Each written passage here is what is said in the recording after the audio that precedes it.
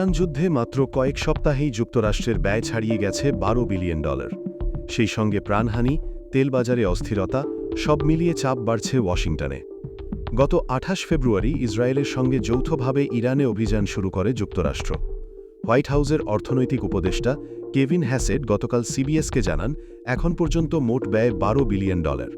তবে উপস্থাপক Margaret Brennan জানান, শুধু প্রথম সপ্তাহেই অস্ত্রে খরচ হয়েছে $500 কোটি বেশি। এই দাবির বিষয়ে হ্যাসেট কোনো সরাসরি জবাব দেননি। বিশ্বের মোট তেলের 20% আসে হরমুজ প্রণালী দিয়ে। যুদ্ধের পর ইরানের হুমকিতে সেই প্রণালীতে তেলবাহী জাহাজ চলাচল প্রায় বন্ধ। ফলে আমেরিকার পেট্রোল পাম্পে দাম বাড়ছে, ভোক্তারা চাপে পড়ছেন। হ্যাসেট বলছেন, আমেরিকা নিজেই বড় তেল উৎপাদক, তাই ক্ষতি কম হবে, কিন্তু বাস্তব চিত্র বলছে ভিন্ন কথা।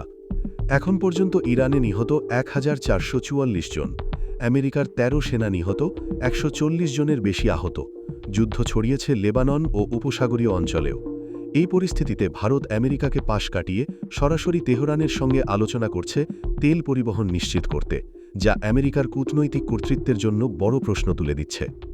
$12 বিলিয়ন, হাজারের বেশি মৃত্যু আর তেল বাজারে অস্থিরতা। ইরান যুদ্ধের প্রভাব এখন শুধু মধ্যপ্রাচ্যে নয়, পুরো বিশ্বে অনুভূত হচ্ছে।